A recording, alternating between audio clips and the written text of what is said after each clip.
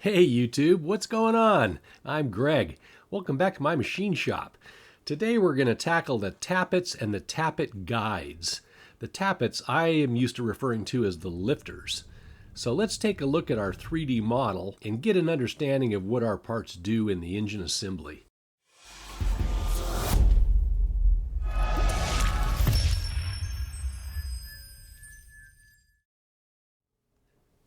Today we're going to be working on the tappet guides and the tappets. The tappets are also known as the lifters. They have a flat spot that rides on the camshaft that goes here, and they move up and down over the cam lobes. And they have a little pocket in the end for our push rod that moves the rocker arms. So if we look through the hole where the camshaft is, we see a flat spot here, and this moves up and down like this through a bronze tappet guide. We're making these now because we're working on the cylinder head, and the cylinder head contains the valves and the valve guides, which are very similar in construction to these tappet guides and the tappets. So when we develop all of the skills working on these less critical tappet guides and tappets, we'll be ready to make our valves. So let's take a look at each of these individually. What we do is we're going to start with the tappet guide because we'll use the tappet guide as a fit gauge for our tappet, or our lifter as it's sometimes referred to here. Okay? This is the drawing for the tappet guide. We're going to start with a 1/2 inch round of bronze loaded up in the lathe. I think instead of going through the drawing here in detail, you can just refer back to it. And we'll talk about the machining of it as we go. Let's jump to the lathe. We're going to machine the tappet guide from the bottom side.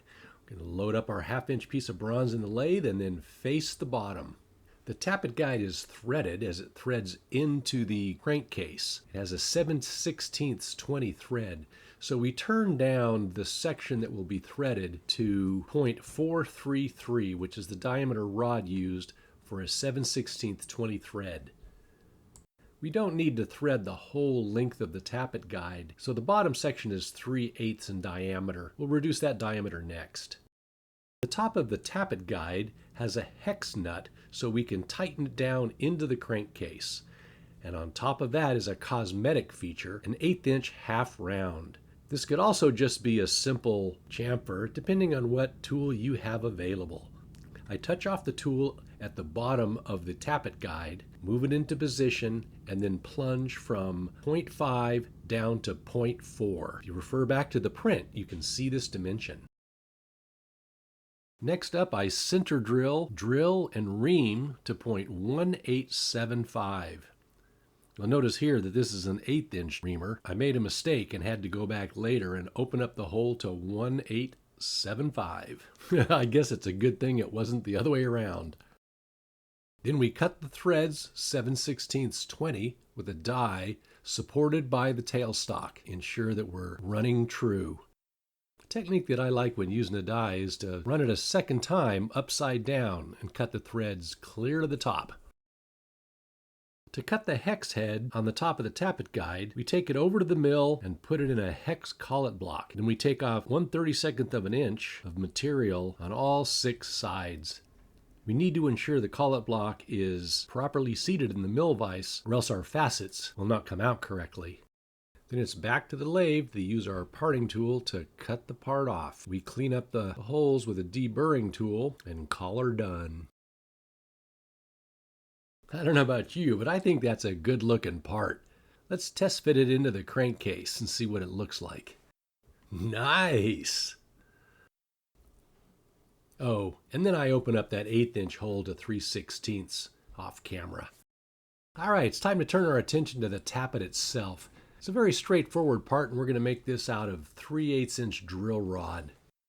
But turning this down to 3/16 and making a nice tight fit into the tappet guide will be good practice for making our valves. The technique we want to practice in machining the 3/4 inch tappet stem is to machine it in smaller sections, minimizing the amount of material sticking out from the collet. So we start off by just machining 1/4 of an inch and then test fitting it to our tappet guide. Mastering this technique will be important when we start working on our valves with their very long, thin stems. Then we spot drill the end and use an 1/8 inch ball end mill to make the pocket for our push rod. We part our tappet off and then flip it around and put it into a 3/16 inch collet so we can face the top. We will polish the top on a piece of emery, as this is the surface that will write against our cam. And there we have it, our tappet and our tappet guide. Try to make your parts as precise as you can, because the skills we're developing here will really pay dividends when we're making our valve and our valve guides or valve cages.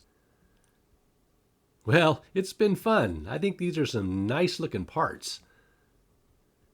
I'm Greg. Thanks for visiting me in my machine shop. Until next time, take care.